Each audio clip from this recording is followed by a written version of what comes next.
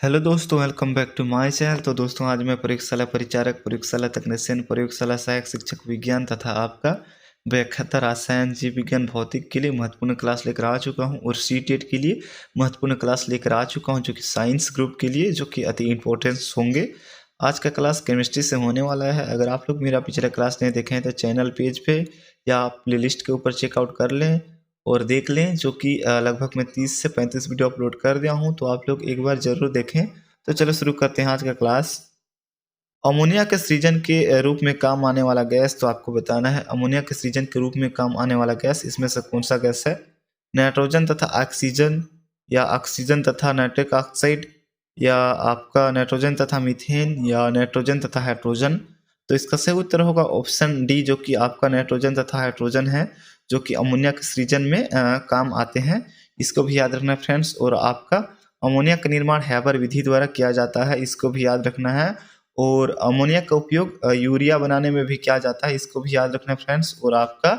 और अमोनिया का उपयोग रजिस्ट्रिफिकेशन यानी कि फ्रिज में भी इसका उपयोग होता है। रजिस्ट्रिफिकेशन आपको याद है या याद होगा, अमोनिया का उपयोग वहाँ भी होता है। और आपका आपका नाइट्रोजन की खोज 1722 में रदरफोर्ड द्वारा किया गया था, इसको भी याद रखना है फ्रेंड्स। और आपका ऑक्सीजन की खोज प्रोस्टिले द्वारा किया था, इसको भी याद रखना है। आपका ऑक्सीजन की खोज प्रोस्टिले ने किया था, इसको भी याद रखना है। अब अगला नेक्स्ट क्वेश्चन देखते हैं। नेक्स्ट क्वेश्चन है, पृथ्वी की पापड़ी में विशुद्ध रूप में पाए जाने वाले धातु, तो आपको बताना है इसमें से पृथ्वी में कौन सा धातु पापड़ी के रूप में पाया जाता है, इसको बताना है। सोडियम या मैग्नीशियम या आपका तांबा या प्लेटिनम। तो इसका सही उत्तर होगा फ्रेंड्स ऑप्शन डी, जो कि प्लेटिनम एक प्रकार की पृथ्वी में विशुद्ध रूप में पापड़ी के रूप में पाया जाता है, इसको याद रखना है। अगला नेक्स्ट क्वेश्चन की ओर देखते हैं। नेक्स्ट है, जल का शुद्ध रूप है, आपको बताना है इसमें से सर्वाधिक शुद्ध जल कौन सा है, उसको बताना है। जल का शुद्ध रूप समुद्र जल, या आपका वर्षा जल, या नल का जल, या अशुद्ध जल यानी कि डिस्टिल वाटर। तो इसका सही उत्तर होगा ऑप्शन बी, जो कि सबसे अधिक शुद्ध जल होता है वर्षा का जल, इसको आपको याद रखना है। और आपका अशुद्ध जल या डिस्टिल वाटर ये प्रयोगशाला में इसका उपयोग होता है, और आपका लैब में और आपका और इत्यादि में इसका उपयोग होता है, इसको भी याद रखना है। अब अगला नेक्स्ट क्वेश्चन देखते हैं। अगला क्वेश्चन है, पैरासीटामोल, आपको बताना है पैरासीटामोल का उपयोग एक पीड़हर है, या एक प्रतिजैविक है, या एक सल्फ ड्रग है, या एक पेट का अल्सर बनाता है। तो इसमें से आप कौन सा उत्तर लिए हैं फ्रेंड्स, तो इसका सही उत्तर होगा ऑप्शन ए, जो कि एक प्रकार की पीड़ाहार है। दर्द दूर करने के लिए हम लोग पैरासीटामोल का उपयोग करते हैं, यानी कि पैरासीटामोल टैबलेट या गोली का यूज करते हैं, इसको भी याद रखना है। जो कि आपका हल्का फुल्का बुखार और आपका सिर दर्द, पेट दर्द इत्यादि में काम आता है। और आपका एक सल्फ ड्रग, जो कि एक प्रकार की जीवाणु को नष्ट करता है, इसको भी याद रखना है। सल्फ ड्रग आपका जीवाणु को नष्ट करता है, ये भी याद रखेंगे। अगला नेक्स्ट क्वेश्चन देखते हैं। अगला है, आपका क्लोरोमैटिसिन का उपयोग बताना है, इसमें से कौन सा उपयोग है। क्लोरोमैटिसिन आपका प्रतिरोध है, या पीड़हार है, या आपका प्रति अवसादक है, या आपका प्रतिजीवाणिक है। तो इसका सही आंसर होगा ऑप्शन डी, जो कि आपका क्लोरोमैटिनिस है, जो कि प्रतिजीवाणिक है। जो कि यह क्लोरोमैटिनिस, जो कि यह आपका सूक्ष्म जीवाणु और कवक से बनता है। और यह क्लोरोमैटिनिस, जो कि आपका क्लोरोमैटिनिस औषधि के जीवाणु को नष्ट करता है, इसको भी याद रखना है। और आपका प्रतिरोधी, जो कि एक प्रकार की ये यानी कि घाव को ये भरता है, ये जैसे कि आयोडोल, जो कि एक प्रकार की दवा है, जो कि घाव के रक्त को भरता है, जो कि प्रतिरोधी एंटीसेप्टिक, जो कि घाव जो भी बड़े बड़े घाव हो जाता है उसी को ये भरता है, और आपका प्रतिरोधी होते हैं। अब अगला नेक्स्ट क्वेश्चन देखते हैं। अगला फ्रेंड्स, वनस्पति घी के औद्योगिक उत्पादन की प्रक्रिया में शामिल है, तो आपको बताना है वनस्पति घी जो भी औद्योगिक उत्पादन किया जाता है उसमें से कौन सा प्रक्रिया शामिल है। वियोजन, या अपचयन, या आपका ऑक्सीकरण, या एनीकरण। तो इसका सही आंसर होगा ऑप्शन बी, जो कि आपका वनस्पति घी उद्योग में आपका अपचयन प्रक्रिया शामिल है। अब अगला नेक्स्ट क्वेश्चन देखते हैं। अगला है, रासायनिक रूप में गन्ने की शर्करा है, तो आपको बताना है रासायनिक रूप में गन्ने की शर्करा इसमें से कौन सा है। लैक्टोज है, या ग्लूकोज है, या आपका सुक्रोज है, या फ्रुक्टोज है। तो इसका सही आंसर होगा ऑप्शन सी, जो कि रासायनिक रूप में आपका गन्ने सुक्रोज है, तथा सुक्रोज आपका दो अणु से मिलकर बना होता है आपका ग्लूकोज, और आपका ये ग्लूकोज और आपका फ्रुक्टोज से मिलकर सुक्रोज बना होता है। इसको भी आपको याद रखना है फ्रेंड्स। अब अगला नेक्स्ट क्वेश्चन देखते हैं। अगला है ऑक्सीकरण क्या वह प्रक्रिया है जिसमें आपको बताना है ऑक्सीकरण का आपका प्रक्रिया, यानी कि ऑक्सीकरण का मतलब क्या होता है। इलेक्ट्रॉन की हानि होती है, या हाइड्रोजन का लाभ होता है, या इलेक्ट्रॉन का लाभ होता है, या इलेक्ट्रॉन की संख्या में कोई बदलाव नहीं होता है। तो आप बताएंगे फ्रेंड्स। अगर आप लोग साइंस लिए हैं तो आपको जरूर पता होगा। तो इसका सही आंसर होगा ऑप्शन ए, जो कि आपका इलेक्ट्रॉन की हानि होती है। आपका ऑक्सीकरण में आपका इलेक्ट्रॉन एक त्याग देता है, इलेक्ट्रॉन को त्यागना ही आपका ऑक्सीकरण कहलाता है। और अगला नेक्स्ट क्वेश्चन देखते हैं। नेक्स्ट क्वेश्चन फ्रेंड्स, हाइड्रोजन में कितने समस्थानिक होते हैं, यानी कि हाइड्रोजन के कितने समस्थानिक है बताएंगे आप लोग, 1, 4, 3 या 2। तो इसका सही आंसर है ऑप्शन सी, जो कि हाइड्रोजन में 3 समस्थानिक होते हैं। अब अगला नेक्स्ट क्वेश्चन देखते हैं। नेक्स्ट क्वेश्चन है फ्रेंड्स, शोषण के लिए समुद्री गोताखोर निम्नलिखित मिश्रण का उपयोग करते हैं। आपको बताना है जो भी समुद्र या पानी में जो भी गोताखोर होते हैं, यानी कि पानी में जो कि पानी में डूबते हैं, यानी कि पानी के अंदर जाते हैं, वो कौन सा गैस का उपयोग करते हैं। ऑक्सीजन तथा कार्बन डाइऑक्साइड, या आपका हाइड्रोजन तथा ऑक्सीजन, या आपका ऑक्सीजन तथा नाइट्रोजन, या आपका ऑक्सीजन तथा हीलियम। तो इसका सही आंसर होगा ऑप्शन डी, जो कि आपका ऑक्सीजन तथा हीलियम जो भी गोताखोर होते हैं वो उपयोग करते हैं, जो कि प्रकृति में सबसे हल्की धातु, यानी कि हल्की गैस हीलियम गैस होते हैं। इसको भी आपको याद रखना है, हीलियम गैस सबसे हल्की गैस होते हैं, जो कि आपका गोताखोर, यानी कि जो कि पानी में जाने वाले, पानी के अंदर में घुसने वाले, वे लोग इसका उपयोग करते हैं। अब अगला नेक्स्ट क्वेश्चन देखते हैं। अगला क्वेश्चन है फ्रेंड्स, किसी निश्चित तापमान पर संतृप्त विलयन कैसा होता है। तो आपको बताना है किसी संतृप्त ताप पर जो कि संतृप्त विलयन कैसा होता है। रंगीन, या अत्यधिक रंगीन, या और अधिक ठोस, विलय घोलने में असमर्थ, या निलंबित ठोस कण वसा। तो इसका सही आंसर होगा ऑप्शन सी, जो कि आपका किसी निश्चित तापमान पर संतृप्त विलयन अधिक ठोस तथा विलय या घोलने में असमर्थ हो जाते हैं। आपका किसी निश्चित तापमान पर संतृप्त विलयन को घोलने पर वो घोलने में आपका नहीं घुलेगा, तथा आपका अधिक ठोस हो जाएंगे, यानी कि जम जाएगा। अब अगला नेक्स्ट क्वेश्चन देखते हैं। अगला क्वेश्चन है, लॉन्ड्री साबुन क्या है। तो आपको बताना है लॉन्ड्री साबुन इसमें से कौन सा है।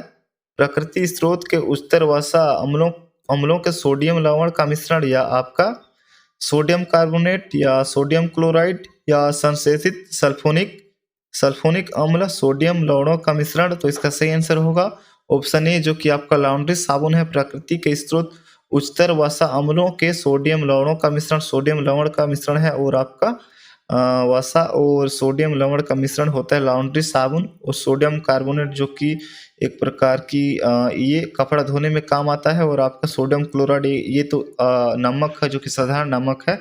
अब अगला नेक्स्ट क्वेश्चन देखते हैं।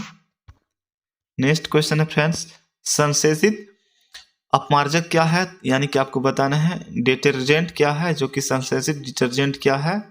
वसा अम्लों का सोडियम लवण, या आपका सोडियम कार्बोनेट और सोडियम क्लोराइड के मिश्रण, या आपका हाइड्रोक्लोरिक अम्ल कैल्शियम लवण, या आपका एरोमेटिक तथा एफिलेटिक सल्फोनिक अम्लों के सोडियम लवण का मिश्रण। तो इसका सही आंसर होगा ऑप्शन डी, जो कि आपका डिटर्जेंट, यानी कि अपमार्जक एक प्रकार की एरोमेटिक तथा एलोफेटिक सल्फोनिक अम्लों के सोडियम लवण का मिश्रण है। तो इसका सही आंसर है ऑप्शन डी। अब अगला नेक्स्ट क्वेश्चन देखेंगे फ्रेंड्स।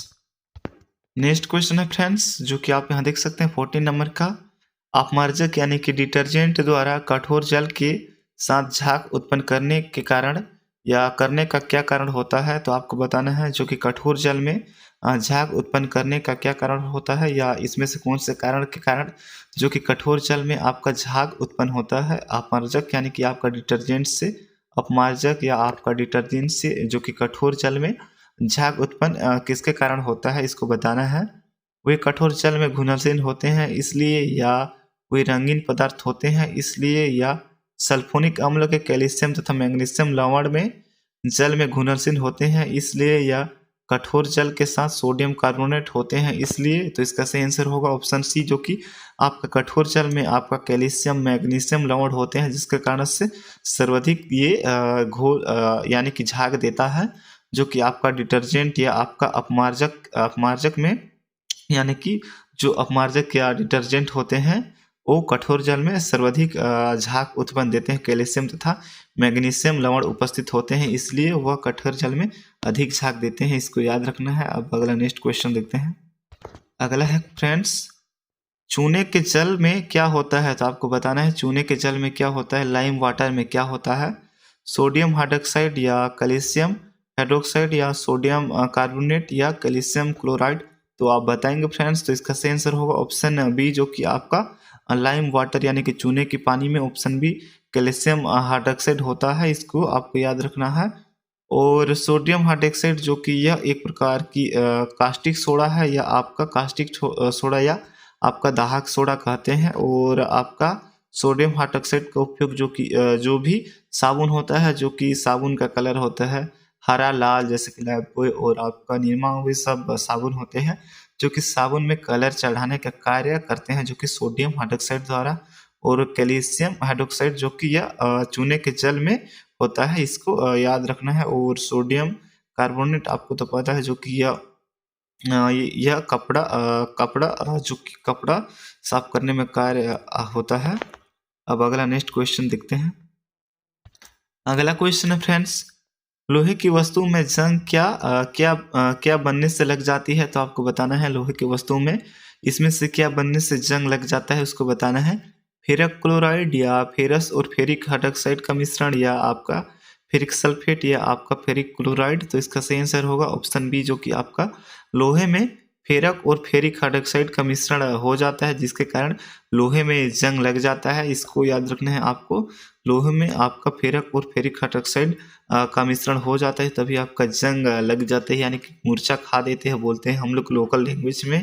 या आपका जो कि अगर आपका जंग लग जाता है तो आपका लोहे का वजन बढ़ जाता है, इसको भी याद रखना है फ्रेंड्स। और आपका ये जंग से बचने के लिए जस्ता का उपयोग करते हैं, यानी कि उसमें विद्युत लेप लगाया जाता है, यानी कि जस्ता जैसे कि ग्रीस आपका हो गया, और आपका कुछ जस्ता जो कि एल्युमिनियम की फॉइल होती है वे सब लगाए जाते हैं जंग से बचाने के लिए, जिसे गैल्वेनाइजेशन या गैल्वीकरण कहते हैं।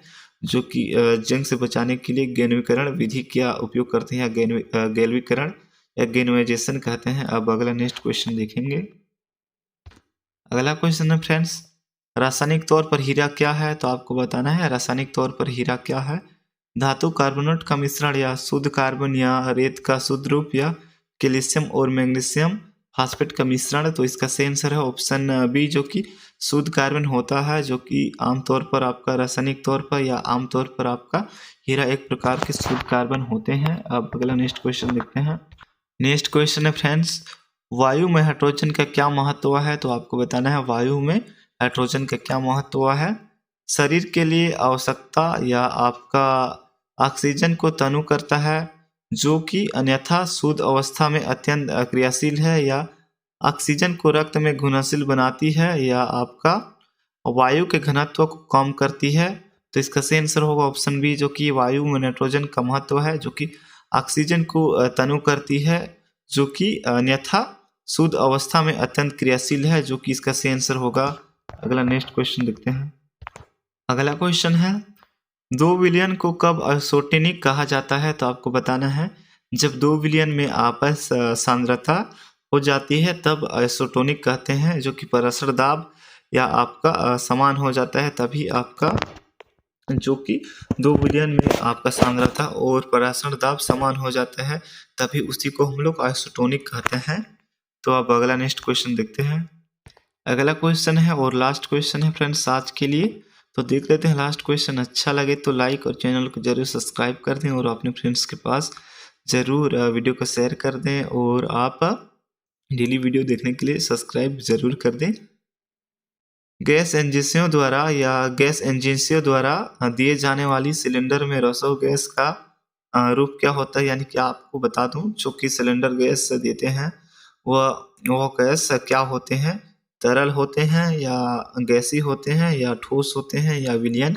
तो इसका सही आंसर होगा ऑप्शन ए, जो कि हम लोग एलपीजी गैस यूज करते हैं वह गैस सिलेंडर में आपका तरल रूप यानी कि लिक्विड रूप में होते हैं। इसको भी याद रखना है आपको, लिक्विड रूप में होते हैं फ्रेंड्स। तो आपको ये याद रखना है फ्रेंड्स। तो वीडियो अच्छा लगे तो लाइक और चैनल को जरूर सब्सक्राइब कर दें फ्रेंड्स।